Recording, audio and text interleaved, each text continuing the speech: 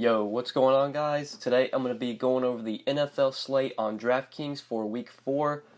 We have another new week of NFL. Going to be giving you guys some of my favorite plays for this Week 4 slate. Going to go through each position and talk about the plays that I like. Just do like we normally do. I'll go through each position, mention some of the guys I feel like I'm going to be playing in my tournaments.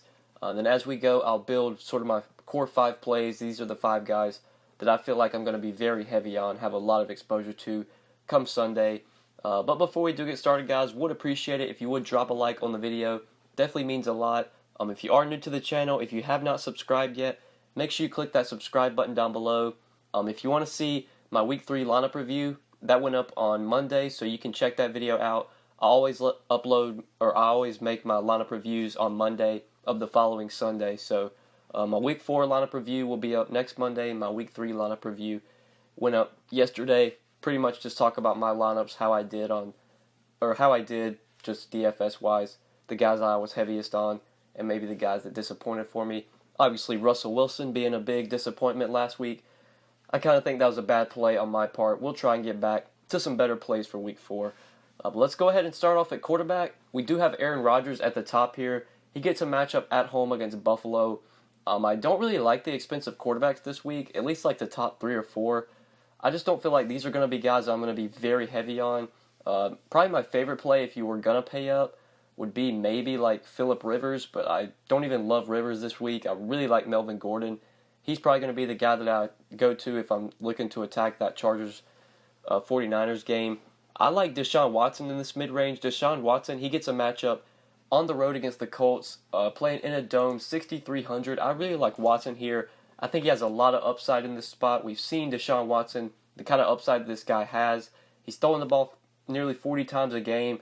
I know last week that 29 DraftKings point performance kind of came in a little bit of garbage time, or at least they were trailing, so they had to throw the ball a lot late in the game. I don't think they're going to be trailing in this game, but they should easily be able to put up points. This game could potentially be a shootout if Andrew Luck can keep up with the Texans, if he can throw the ball enough for it to be a shootout. I do like some plays on the Colts side. We'll talk about T.Y. Hilton. If Jack Doyle doesn't play again, we could possibly consider Eric Ebron again. I like Deshaun Watson, though, on the Texans side. I think this is a smash spot for Deshaun Watson. I could easily see him being one of the highest scoring quarterbacks on this week, or on this Week 4 slate. And I love him at 6,300. We'll talk about Hopkins. We'll talk about Will Fuller. You can pair one of those guys with him. You could honestly probably pair both guys if you want to do that. But we'll talk about them when we get to receiver. I think Deshaun Watson might be my favorite quarterback, like above 6K. There are some guys, though, above 6K I'm going to have exposure to. I'm not just going to play Watson. I never go just all in on a quarterback. I usually play at least like 20 lineups on DK, so I'll spread my exposure around. I expect Watson to be one of my higher-owned quarterbacks, but I'll definitely have some exposure to Matt Ryan. I do like Matt Ryan here at home against the Bengals. I think Andy Dalton on the other side of that game is also in play. He's very cheap at 5,400, I believe. So I like Matt Ryan above 6K. Obviously love Watson. I'll have a little bit of Rivers, but probably won't have a ton. Drew Brees, I don't really like to play on the road, but this game between the Giants and the Saints does have one of the highest totals on the slate. If we look at the implied total for this game, I think it opened at 49.5, and it's up to 50, so the total's already risen a bit. One thing to note as well, this Bengals-Falcons game opened at 48, and it's up to 51.5. So that total is rising as I'm recording this video. I think that game and this Saints-Giants game has shootout potential. So I don't mind Breeze, don't mind Rivers, but Watson and Ryan are kind of the two guys that I really like above 6K. Then under 5K, or under 6K, I think we got some value this week that we can definitely target. I do like Andy Dalton, like I mentioned, against the Falcons, 5,400. If you want to pair him with A.J. Green, if Green's able to play this week, I don't mind that. If you want to pair him with Tyler Boyd, we will talk about Tyler Boyd. I expect him to be one of the highest owned receivers this week. He's very cheap. So there's a lot of ways you could play Dalton. You could honestly probably pair him with Gio if Joe Mixon's out again, because Gio should get pass game involvement. We know the Falcons really struggle to defend pass-catching running backs. So I like Dalton. He's pretty cheap, 5,400. Andrew Luck, I don't think I can play until we can really see this guy like throw the ball deep downfield. I know he's had some decent fantasy games, but he still can't throw the ball deep downfield. He's thrown the ball a lot, but it's just a lot of short routes. In just his last two games, 13 DK points, 13 DK points. At home against Cincy, 23 DK points. Honestly, wouldn't be surprised if Luck had a big game this week, but I think I would prefer Dalton over him for 100 less. I like Dalton as a cheap play. Don't mind Baker Mayfield as well at 5,300. He gets to face a really bad Raiders team, a team that just hasn't been good this year. Mayfield's going to be on the road, which kind of scares me a tad bit, but he's still very cheap at 5,300. I still think Dalton's my favorite play in that 5K range, but I'll have a little exposure to Mayfield. Might play Luck in maybe one or two lineups, but if I'm going cheap, the guy I'm going to be the highest exposed to is definitely Andy Dalton, down here at 5,400. And I think those are the quarterbacks I'm probably going to have the most exposure to this week, or the ones I'm just going to, or I feel like I'm going to be playing in most of my lineups. So let's go ahead and move on to running back. Do like some of the expensive running backs this week. Kamara is not a priority for me this week. Like I thought last week against the Falcons, I had to have Kamara in a lot of lineups. I don't feel like that's going to be the case this week. I'll still have exposure to him because I make multiple lineups, and he'll be in some of them, but he's not going to be a priority for me. I think Melvin Gordon is a guy I'm going to have a lot of exposure to. He might honestly be one of my highest exposed running backs this week.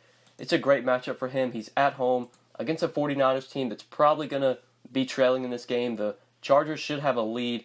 They should just be pounding Melvin Gordon in the second half. He should get a lot of carries here.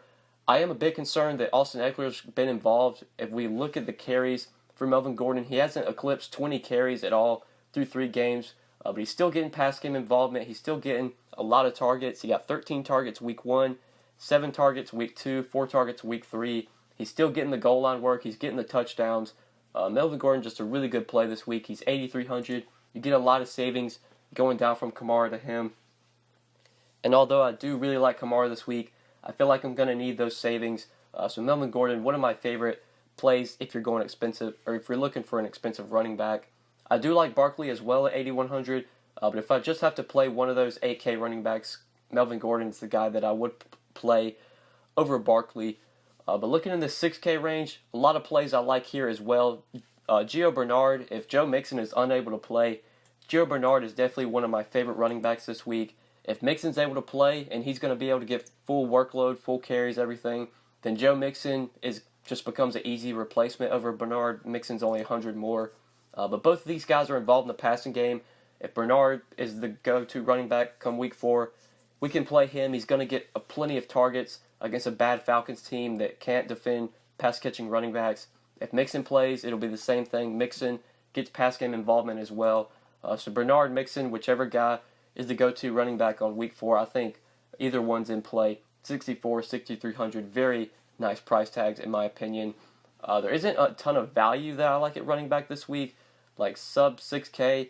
I don't feel like I'm going to be really going down here. Carlos Hyde, James White, I might have some exposure to. Corey Clement, maybe if Jay Ajayi is not able to play again, if Sproles is out again. But Clement kind of was a big disappointment for week 3. We saw the workload was decent. He got 19 touches, 16 carries, 3 receptions. Still got 20 looks, 16 attempts, and 4 targets. So maybe we could consider Clement if Jay Ajayi is out again, if Sproles remains out. But I don't think Clement's going to be a priority for me like he kind of was last week. So I think that's really it for running back. Like I said, I don't love the value here. I like the value that we have at receiver. There's a lot of cheap plays at receiver that we can consider. But if you were looking for cheap running backs, probably like Carlos Hyde, James White, maybe a guy like Lamar Miller against the Colts, 5K, you could definitely consider Lamar Miller. But let's go ahead and move on to receiver. I've said this before, I always like to pair quarterbacks with receivers, especially in tournaments, just because it gives you added upside. So pairing Deshaun Watson with DeAndre Hopkins, going to be doing that in a lot of lineups. Obviously, Michael Thomas is a good play if you can fit him in. Odell Beckham, great play. I really like Odell Beckham if you're game stacking that Saints-Giants game. But since we played Watson, going to pair him with Hopkins for that correlation. Really like Hopkins here. It's a good matchup against a bad Colts secondary, against just a bad Colts team in general. Hopkins is still getting 10 targets a game. He's gotten 10 targets at least through 3 straight games this year.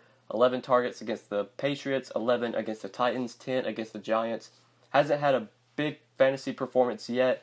His best game was week 2 where he got 6 catches for 110 yards and a touchdown, 26 DK points against the Titans. I feel like this is one of those weeks where DeAndre Hopkins could really go off. We could see him possibly score twice, over 100 yards, could easily get 8, 9, 10 catches. Just a big game I feel like is coming for DeAndre Hopkins. And I feel like a lot of these Texans guys, Watson, Hopkins, Lamar Miller, even Will Fuller, these guys are all in play for me this week. And obviously I love Watson to Hopkins. Love that quarterback-receiver combo. So if I'm paying up at receiver, I like just kind of which guy fits with my quarterback. So if I play Watson in lineups, I'll probably pair him with Hopkins. But maybe if I have Drew Brees in a lineup, I might play him with Thomas. I don't think I'm going to be on Eli Manning this week, but if I game stack that game, if I play Drew Brees and play like Kamara, maybe I'll try and jam in Odell as well on the other side of that game. In some of my lineups where I have Matt Ryan, I'll probably have some Julio in those lineups as well. I think all these top-tier receivers are in play for me. I don't think any of them are going to be fades. I'll definitely have exposure to probably all of them. But looking for the mid-tier, I don't love the mid-tier plays a receiver. I like the expensive receivers, and I like the value at receiver. But if we want to look in this mid-range, there are some guys you can consider. T.Y. Hilton, I like if you're game stacking the Texans-Colts game at 7K. I like Will Fuller. If you want to play Watson to Fuller instead of Hopkins, you can do that. If you want to play Watson, Hopkins, and Fuller, I think you can still do that as well. Will Fuller's getting targets this year, which is something we haven't seen in past years. Last year, when he was having some of his big games, he was only getting like 5 targets. He was just really efficient with those targets, catching all of them, just getting a lot of deep passes. This year, he's getting targets like Hopkins is, or like the amount of targets that Hopkins is. 9 targets week 2, 11 targets week 3. Been very good with Watson with Watson at quarterback. 28 DK points, 24 DK points. Don't mind Will Fuller this week. I think he's a really good play at 6,800, especially if you want to get away from pairing Watson to Hopkins. You can go Watson to Fuller. But let's go ahead and look for the value. This is where there is a lot of plays that I like. Sub 6K, I like Allen Robinson this week. I think he's for sure in play against a really bad Buccaneers secondary. 5,900, I definitely like Allen Robinson this week. Sub 5K, this is where there's a lot of plays that I'm going to be on. Sterling Shepard, love him here at 4,900 against the Saints, especially if Evan Ingram is not able to play for the Giants come Sunday. We should expect Shepard to get at least close to 10 targets, if not exceed that amount. And if Lattimore is going to be chasing Odell around, this could open up opportunity for Sterling Shepard. More targets could be coming his way. He's seen 19 targets through 3 games this year. So been getting the targets, hasn't really had that big game. Did have a decent game week 3 against Houston, 7 targets, 6 catches, 80 yards, touchdown, 20 DraftKings points. If this game shoots out, I could easily see Shepard getting the 100-yard bonus, getting in the end zone, another 20 DraftKings point game. Could be coming for Sterling Shepard, and he is very cheap at 4,900. Love him this week. If Evan Ingram's out, I'll probably have to up my exposure. I think he's going to be a really good pivot off of Calvin Ridley. Calvin Ridley is the same price, and we know Ridley's coming off that really big game against the Saints. I expect Ridley to be very popular. I expect a lot of people to play him, and there are a lot of pivots you can consider in that same price range. You have Sterling Shepard, who's also a really good play at the same price. You got Geronimo Allison right in that price range at 4,700, who's just continuing to produce with Aaron Rodgers at quarterback. You got Jordy Nelson, who's coming off a big game. People might look to him. You got Tyler Boyd, who I expect to be one of the highest owned receivers, and he is a great play this week. Even if Boyd's going to be popular, I still want to have exposure to him.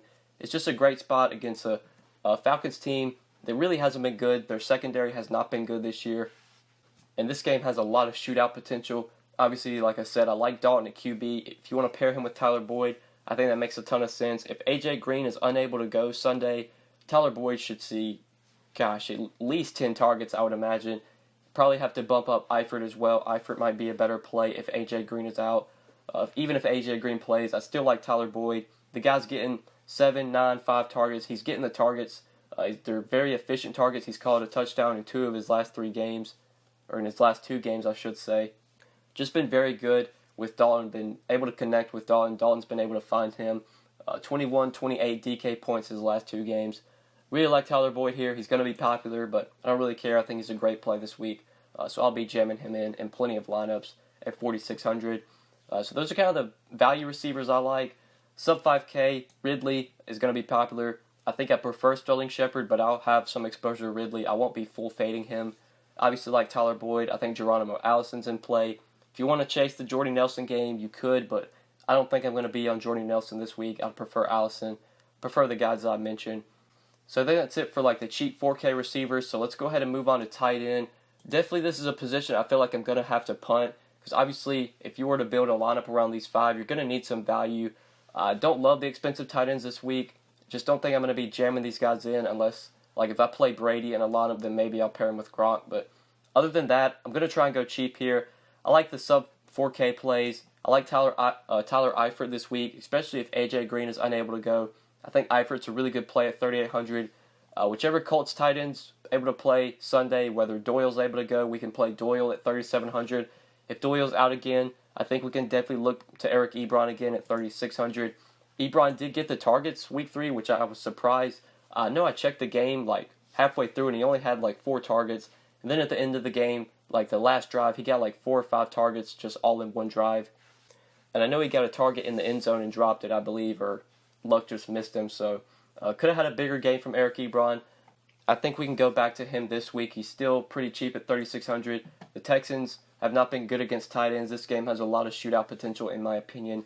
So Ebron, Tyler Eifert are kind of my 2 favorite plays if I'm going cheap.